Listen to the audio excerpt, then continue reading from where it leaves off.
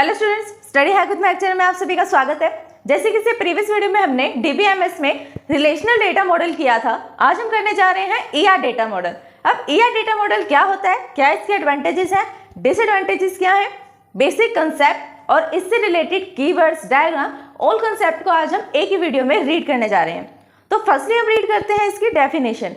An entity relationship model was developed by the PP chin to facilitate the database design. ER model is an effective and the standard method to communicate amongst different designers, programmers and the end user who tends to the view data and its different way. मतलब कि entity relationship model, ER model की full form क्या होती है? Entity relationship model. E किसके लिए stand करता है? एंटिटी के लिए। और R किसके लिए स्टैंड करता है? रिलेशनशिप के लिए। तो क्या बना? Entity relationship model. जो एंटिटी रिलेशनशिप मॉडल है उसको किसने डेवलप किया? पीपी चिन ने डेवलप किया। क्यों डेवलप किया? To facilitate the database design, ताकि जो आप डेटाबेस का डिजाइन कर रहे हो उसको फैसिलिटेट किया जा सके, उसके अंदर और क्वालिटीज प्रोवाइड की जा सके। ER model is an effective and the standard method of communication. ER method क्या है? सबसे इफेक्टिव और एक स्टैंडर्ड मेथड है कम्युनिकेट करने के लिए डेटाबेस के साथ। डेटाबेस डिजाइनर्स के लिए, प्रोग्रामर्स के लिए और एंड यूजर्स के लिए जो उसको यूज करते हैं। डेटाबेस। हमारे चैनल स्टडी हैक विद महक को लाइक, ज़्यादा से ज़्यादा शेयर एंड सब्सक्राइब करें। अगर आपने सब्सक्राइब कर दिया है तो बाकी सभी डिवाइसेस से भी सब्सक्राइब करा सकते हैं, क्योंकि सब्सक्राइबर्स बहुत ज़रूरी हैं। देन कमेंट करें। डिजाइनर्स कौन होते हैं? जो डेटाबेस को डिज़ाइन कर रहे हैं। प्रोग्रामर्स कौन होते हैं? जो प्रोग्रामिंग का यूज करके डेटाबेस में या तो कुछ चीज स्टोर करवा रहे हैं, कुछ डेटा स्टोर कर रहे हैं, या फिर उसमें से कुछ डेटा को रिट्रीव कर रहे हैं, वो होते हैं प्रोग्रामर्स। एंड यूजर्स क्या होते हैं? जिनको ना तो डेटाबेस के यूजर्स कौन होते हैं? जिनको ना तो डेटाबेस के डिजाइन से कोई मतलब होता है और ना ही उसके प्रोग्रामिंग से कोई मतलब होता है कि किस लैंग्वेज का यूज किया गया है इसको डेटा को स्टोर एंड रिट्रीव करने के लिए, या किस डेटा का यूज किया हुआ है इसको डिजाइन या बिल्ड करने के लिए। उन्हें किसी चीज से मतलब नहीं होता, क्योंकि उन्हें प्रोग्रामिंग की नॉलेज नहीं होती। वो एंड यूजर है, उन्हें सिर्फ अपने डेटा से मतलब है कि मेरे को अपना डेटा कैसे स्टोर करना है और कैसे रिट्रीव करना है। उसके लिए वो कुछ एप्लीकेशंस का यूज करते हैं, GUI एप्लीकेशंस का यूज करते हैं, जिन्हें इंटरेक्ट करना ईजी हो जाता है डेटाबेस के साथ। नेक्स्ट वो क्या कह रहा है? Users who tends to the view data in a different way, use it in different way. It gives the precious understanding to the nature of the data and understanding of the how it is used to be enterprise. अगर हम ER model का use करते हैं तो उससे क्या होता है? जो डेटा का नेचर है वो हमें पता लगता है कि डेटा किस नेचर का है, किस टाइप का है। That it provide useful concept that allows to the database designer to move from the informal description of what users want to be their database to more detailed, precious description that can be implemented in the database management system. It is independent any particular database management system and hardware platform.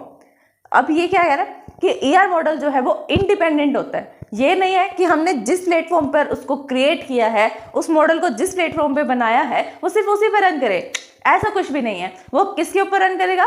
Independently run करेगा। उसको किसी भी hardware से कोई मतलब नहीं है, उसको किसी भी DBMS से कोई मतलब नहीं है, उसको सिर्फ डेटा के मॉडल से मतलब है। मॉडल क्या है? ER model is also defined as the logical representation of the data for an enterprise.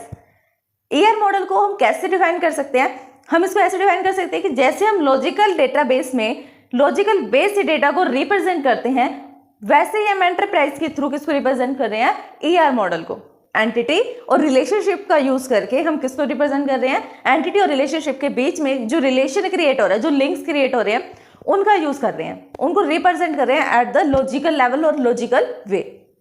हम कुछ डेफिनेशंस को देखते हैं। हमारे पास एंटिटी क्या होती है? An entity is a person, place, thing, event or the concept about which information is recorded in the banking environment. Everything is the entity. Our customers, bank accounts and the loans, our supplies, parts, shipments and like. ये क्या कहना चाहता है कि entity होती क्या है? Entity कोई भी पर्सन हो सकता है, कोई प्लेस हो सकता है, कोई थिंग हो सकता है। एंटिटी कोई भी पर्सन हो सकता है, प्लेस हो सकता है, कोई थिंग हो सकता है, या कोई कॉन्सेप्ट हो सकता है, जिसके बारे में हम डिटेल में डिस्क्राइब करने जा रहे हैं, वो होगी हमारे पास एंटिटी। अगर मुझे ER डायग्राम बनाना है, वो भी बैंकिंग सिस्टम पे, बैंकिंग सिस्टम में जो भी फंक्शनिंग परफॉर्म होती है उससे मुझे रिप्रेजेंट करना है by using the ER data model, तो उसके अंदर एंटिटी क्या है?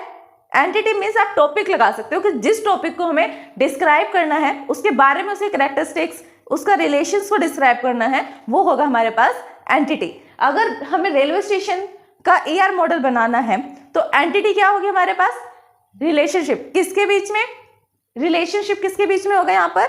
रेलवे स्टेशन में। रेलवे स्टेशन में जितने भी डिपार्टमेंट्स होते हैं उनकी वर्किंग के बीच में जो रिलेशन होगा, और किसके ऊपर रिलेशन हमारा डिफाइन करेगा? एंटिटी के ऊपर। नेक्स्ट आता है एट्रीब्यूट। एट्रीब्यूट्स क्या होते हैं? जो एंटिटी हमने ली है उस एंटिटी के जो कैरेक्टरिस्टिक्स होंगे उनको हम एट्रीब्यूट्स कहते हैं। एट्रीब्यूट्स किसको कहेंगे? जो एंटिटी के कैरेक्टरिस्टिक्स होंगे वो होते हैं एंटिटी के एट्रीब्यूट्स। वही यहाँ पर लिखा हुआ है कि attribute give the characteristics of the entity. In the other word every entity has the some basic attribute that characterize it. कुछ बेसिक एट्रीब्यूट्स होते हैं ईच एंड एवरी एंटिटी के, जिससे हम उसको कैरेक्टराइज कर सकते हैं किसके अंदर कौन से कैरेक्टर्स हैं। नेक्स्ट आता है डेटा वैल्यूज। डेटा वैल्यूज क्या आती हैं? हमने एंटिटीज को रीड किया, एट्रीब्यूट्स को रीड किया, जो एंटिटी और एट्रीब्यूट्स की वैल्यू होंगी, डेटा की जो वैल्यूज होंगी उन्हें हम कहेंगे डेटा वैल्यूज। क्या होता है डेटा वैल्यूज? डेफिनेशन रीड करते हैं इसकी।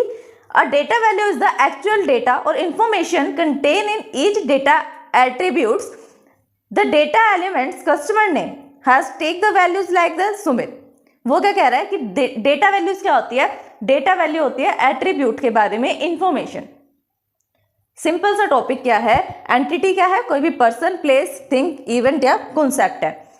इवेंट की कुछ प्रॉपर्टीज होगी कि कहाँ पर इवेंट होने वाला है, किस टाइम पर होने वाला है, कौन कौन प्रेजेंट है, कौन कौन इनवाइटेड है। तो ये सारे जो हमारे पास फील्ड्स हैं उनको हम बोलेंगे एट्रीब्यूट ऑफ द एंटिटी और कहेंगे इवेंट। अब इवेंट के बारे में तो डिटेल आप फील कर रहे हो ना कि इतने बजे इवेंट होने वाला है, ये इनवाइटेड है गेस्ट, और ये जो है वर्कर्स हैं यहाँ पर जो इवेंट को मैनेज कर रहे हैं, मैनेजर्स हैं।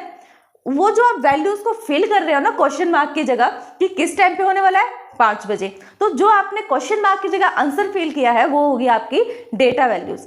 सेम वही एग्जांपल उसने लिया है कि अगर आपने कस्टमर नेम का कोई कॉलम बनाया है, उस कॉलम में अगर आप कस्टमर का नेम सुमित डाल रहे हो तो आपने क्या करा? सबसे पहले एंटिटी ली। एंटिटी क्या है? यहाँ पर एक पर्सन है। पर्सन का कैरेक्टर साइज क्या लिया कि कस्टमर का नेम बताओ, कस्टमर का नेम क्या है, क्वेश्चन मार्क हो गया। जैसे आप उस क्वेश्चन मार्क का आंसर दोगे तो वो क्या बन जाएगी? डेटा वैल्यू बन जाएगी कि कस्टमर का नेम सुमित है।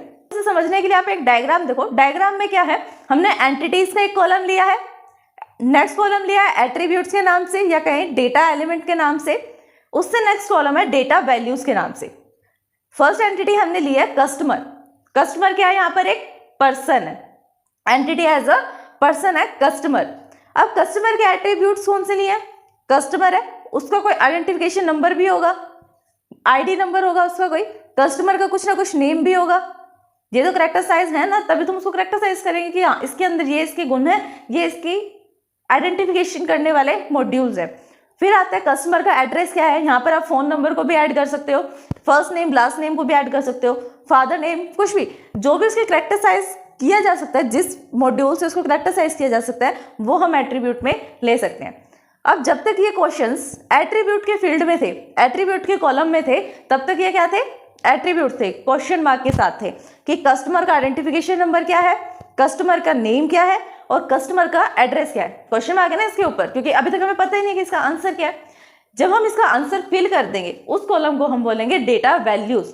अब फर्स्ट वैल्यू मैंने डाली कि कस्टमर का आइडेंटिफिकेशन नंबर क्या है, क्वेश्चन मार्क कैसे हमने फिल कर दिया, 1 2 3 4 5 6 7 8 और 9, ये आइडेंटिफिकेशन नंबर है। फिर आता है कस्टमर का नेम, क्वेश्चन मार्क है, कस्टमर का नेम हमने फिल कर दिया सुमित, आंसर दे दिया उसको, क्वेश्चन मार्क हट गया, डेटा वैल्यू बन गया वो एट्रीब्यूट से। फिर आता है कस्टमर एड्रेस, कस्टमर का एड्रेस हमने दे दिया करनाल, तो जैसे ही उसको एड्रेस मिला क्वेश्चन मार्क रिमूव हो गया और वो क्या बन गया? डेटा वैल्यू बन गई कि डेटा की इंफॉर्मेशन क्या है, एक्चुअल में डेटा क्या है जो क्वेश्चन मार्क है। हमारे चैनल स्टडी हैक विद महक को लाइक, ज़्यादा से ज़्यादा शेयर एंड सब्सक्राइब करें। अगर आपने सब्सक्राइब कर दिया है तो बाकी सभी डिवाइसेस से भी सब्सक्राइब करा सकते हैं, क्योंकि सब्सक्राइबर्स बहुत ज़रूरी हैं। देन कमेंट करें। अब नेक्स्ट आता है टॉपिक हमारे पास definition of ER model. ER model की definition, ER model is conceptual data model that view the real world as entity and the relationship. The basic function of ER model is to represent the basic object diagrammatically. There are the different conversation to represent the entity attribute relation in the ER model. Basic conventions are, वो ये कह रहा है कि data model क्या होता है जो रियल वर्ल्ड के एप्लीकेशन पर काम करे, ऑब्जेक्ट बेस काम करे, ऑब्जेक्ट के ऊपर बेस डेटा मॉडल्स को क्रिएट करे, रिलेशन को क्रिएट करे। फिर आता है इसी के अंदर कि हम कौन से शेप का यूज करते हैं पर्टिकुलर थिंग को रिप्रेजेंट करने के लिए। अगर मुझे डायग्राम में एंटिटी को रिप्रेजेंट करना है, एंटिटी को रिप्रेजेंट करने के लिए हम क्या ले रहे हैं, रेक्टेंगल बॉक्स ले रहे हैं। एंटिटी हमेशा रेक्टेंगल बॉक्स में रखी जाएगी। जैसे इससे प्रीवियस एग्जांपल में आपने क्या रीड किया, एंटिटी क्या आती है हमारी, कस्टमर। तो कस्टमर को हम किस में रखेंगे, रेक्टेंगल बॉक्स में। फिर आता है हमारे पास रिलेशनशिप, रिलेशनशिप किस में रखेंगे हम, डायमंड शेप बॉक्स में। रिलेशनशिप में हमने क्या देखा था अभी एग्जाम्पल में, आइडेंटिफिकेशन नंबर कस्टमर का नेम और कस्टमर का एड्रेस। तो ये आएगा हमारा रिलेशनशिप में, जो उसके साथ रिलेशनशिप डिफाइन कर रहा है उसकी एट्रीब्यूट है। फिर आएगा एट्रीब्यूट्स के साथ, एट्रीब्यूट्स को रखेंगे हम ओवल शेप में, थोड़ा सराउंडिंग होता है ओवल शेप। अब देखते हैं इसके एडवांटेजेस क्या है इसकी। It is use to database design, database को डिजाइन करने के लिए हम ER मॉडल का यूज करते हैं। It have to understand the nature of the data and how it is by the enterprise. ये हमें हेल्प करता है अंडरस्टैंड करने के लिए नेचर ऑफ डेटा को, कि डेटा का नेचर क्या है उसको अंडरस्टैंड करने के लिए हेल्प करता है, और how it is use by the enterprise, और एंटरप्राइज के साथ हम इसे कैसे यूज करें उसके लिए भी इजी कम्युनिकेशन क्रिएट करता है, इजी बेसिक कॉन्सेप्ट को क्रिएट करता है। It is an effective method to communicate among the designers, program and and user who tends to the view data, different data and it use the different way। वो क्या कह रहा है, जैसे हमने इसकी डेफिनेशन में रीड किया था कि एक इफेक्टिव कम्युनिकेशन क्रिएट कर देता है डिफरेंट डिजाइनर्स के लिए, प्रोग्रामर्स के लिए और एंड यूजर के लिए जो इंटरेक्ट करते हैं। ये टू टेंट्स हैं किसके, डेटाबेस के। It is independent of any particular DBMS। ये किसी भी DBMS पे डिपेंड नहीं करता कि ये DBMS में SQL का है और Oracle का है, तो वो उसके ऊपर डिपेंड नहीं करेगा। उसको कोई प्लेटफॉर्म से, हार्डवेयर से कोई मतलब नहीं है, उसको सिर्फ अपने डेटा मॉडल से मतलब है कि उसने डायग्राम्स का यूज करना है, एंटिटी रिलेशनशिप का यूज करना है रिलेशन को क्रिएट करने के लिए। इजी टू अंडरस्टैंड करना इसको इजी है, डिपेंडेंट नहीं है हार्डवेयर प्लेटफॉर्म पे। It is very useful for the mapping the meaning and the interaction of the real world enterprise onto the conceptual schema. जो कंसेप्चुअल स्कीमा के बेस पे हम मैपिंग करते हैं, मैपिंग हमने प्रीवियस वीडियो में रीड किए थे कि मैपिंग क्या होता है और किस वे से उसको हम क्रिएट करते हैं। तो उसको यूजफुल बनाने के लिए, मैपिंग को यूजफुल बनाने के लिए हम किसका यूज कर सकते हैं, ER का यूज कर सकते हैं। कि डिसएडवांटेजेस क्या होती हैं, chance of loss of information के लॉस होने का चांस होता है इसमें, सिक्योरिटी नहीं है इतनी, डेटाबेस इतना नहीं है कि इसको ज़्यादा स्टोर करके रख सके। ऐसा भी हो सकता है कि ज़्यादा स्टोरेज की वजह से वो लॉस कर दे डेटा को। लिमिटेड रिलेशन रिप्रेजेंटेशन, हम लिमिट रिलेशन को ही रिप्रेजेंट कर सकते हैं। अगर डायग्राम बहुत ज़्यादा बड़ा हो जाएगा, जो हम सिंबल्स का यूज़ कर रहे हैं, अगर उस सिंबल्स का यूज़ करके डायग्राम बहुत ज़्यादा बड़ा हो जाएगा तो आप कैसे उसको रिप्रेजेंट करोगे कि किस एंटिटी का रिलेशन किसके साथ था और क्या उसके एट्रीब्यूट्स हैं। तो कॉम्प्लेक्स हो जाता है ज़्यादा अगर हम लॉन्ग ऑर्गेनाइजेशन पे या बड़ी ऑर्गेनाइजेशन पर उसको यूज़ करेंगे उसको रिप्रेजेंट करने के लिए। नो रिप्रेजेंटेशन और डेटा मैनिपुलेशन, अगर डेटा में कुछ मैनिपुलेशन हो रही है, कुछ अपडेशन हो रही है तो उसको भी रिप्रेजेंट नहीं करता। ER diagram, know industry standard notation for the developing N ER diagram, कोई भी इसके लिए स्टैंडर्ड नोटेशंस नहीं है ER डायग्राम को क्रिएट करने के लिए इंडस्ट्रीज में। लिमिटेड कॉन्स्टेंट्स रिप्रेजेंटेशन, कॉन्स्टेंट की रिप्रेजेंटेशन भी बहुत ज़्यादा लिमिटेड, कॉन्स्टेंट्स को जो बेसिक कॉन्सेप्ट होते हैं डेटाबेस में उनको ही इसमें रिप्रेजेंट करने के लिए ज़्यादा लिमिटेड नहीं है, मतलब अनलिमिटेड नहीं है, लिमिटेड है। फिर आता है हमारे पास कॉन्सेप्ट टाइप्स ऑफ एट्रीब्यूट्स का। टाइप्स ऑफ एट्रीब्यूट में फर्स्ट क्या है, single values versus the multiple values. Single value और मल्टीपल वैल्यू में कंपैरिजन है। An attribute which have the single value for the particular entity is known as a single value attribute. एक ऐसा attribute जिसके लिए entity के लिए एक सिंगल वैल्यू ही है उसको हम सिंगल एट्रीब्यूट कहेंगे, सिंगल वैल्यूड एट्रीब्यूट।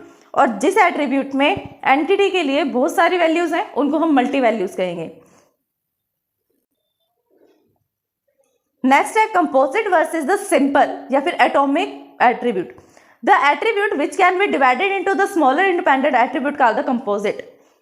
कुछ ऐसे एट्रीब्यूट जिसको हम फर्दर डिवाइड कर सकते हैं उनको हम कंपोजिट एट्रीब्यूट कहेंगे, और कुछ ऐसे एट्रीब्यूट भी होते हैं जो एटॉमिक होते हैं, वो खुद ही एक सिंगल होते हैं, उनको हम आगे फर्दर डिवाइड नहीं कर सकते। फॉर एग्जाम्पल आप क्या ले सकते हो, आप डेट को ले सकते हो, कंपोजिट में डेट को ले सकते हो कि डेट को हम कितने टाइप्स में डिवाइड कर सकते हैं, डे को अलग कर सकते हैं, मंथ को अलग कर सकते हैं और ईयर को अलग कर सकते हैं। ये तो हुआ कंपोजिट। नेम का एग्जांपल ले सकते हो, नेम में क्या है, फर्स्ट नेम अलग हो सकता है, मिडिल नेम अलग हो सकता है और लास्ट नेम अलग हो सकता है। लेकिन एज को आप कोई फर्दर डिवाइड कर सकते हो, नहीं कर सकते। तो एज किसका एग्जांपल है, एटॉमिक या फिर सिंपल एट्रीब्यूट। नेक्स्ट टाइप आता है stored versus the derived attribute. Store और ड्राइव एट्रीब्यूट में comparison, and the attribute which can be derived from the another attribute is known as derived attribute। एक ऐसा attribute जिसको हमने किसी दूसरे एट्रीब्यूट से ड्राइव किया है। फॉर एग्जाम्पल जैसे मैंने आपको बताया, आपको डेट का लिया हमने एग्जाम्पल, डेट को हमने फर्दर डिवाइड किया था डे में, मंथ में और ईयर में। तो जो डे, मंथ और ईयर है वो फर्दर ड्राइव की हुई है ना, हमने डेट से उनको ड्राइव किया है, तो वो कैसे है, ड्राइव्ड एट्रीब्यूट है। इसके अपोजिट स्टोर एट्रीब्यूट क्या होते हैं, जो सिंगल होते हैं, किसी से ड्राइव नहीं करे होते। जिस एट्रीब्यूट में एंटिटी के लिए कोई वैल्यूज नहीं होती, पर्टिकुलर वैल्यू नहीं होती, नल होती है, जो किसी को रिप्रेजेंट नहीं करती है। An attribute for an entity has the null value if either will be value the attribute is not known as और नॉट कैपेबल। ऐसा भी हो सकता है कि एट्रीब्यूट को अपनी वैल्यूज ही ना पता हो, या ऐसा भी हो सकता है कि वो जो वैल्यू के अंदर एंटर्ड है वो एप्लीकेबल ना हो उस एंटिटी के लिए। For example, if a person does not have the any degree for college, the degree attribute will be null or even it is not known। मतलब वो क्या कह रहा है, एग्जाम्पल के लिए उसने एक पर्सन लिया है, अगर पर्सन के पास डिग्री है, उस पर्टिकुलर जॉब के लिए अगर उसके पास डिग्री है लेकिन वो कैपेबल नहीं है, वो डिग्री उस जॉब के लिए कैपेबल नहीं है, तो वैल्यू कैसी होगी, नॉट डिफाइंड होगी। या फिर ऐसा भी हो सकता है कि डिग्री ही नहीं है तो वैल्यू कैसी होगी, नल होगी। दोनों केसेस में हम उस वैल्यू को नल क्रिएट करेंगे डिग्री की जगह। फिर आता है कॉम्प्लेक्स एट्रीब्यूट। कॉम्प्लेक्स एट्रीब्यूट का मतलब क्या होता है, हमारे चैनल स्टडी हैक विद महक को लाइक, ज़्यादा से ज़्यादा शेयर एंड सब्सक्राइब करें। अगर आपने सब्सक्राइब कर दिया है तो बाकी सभी डिवाइसेस से भी सब्सक्राइब करा सकते हैं, क्योंकि सब्सक्राइबर्स बहुत ज़रूरी हैं। देन कमेंट करें।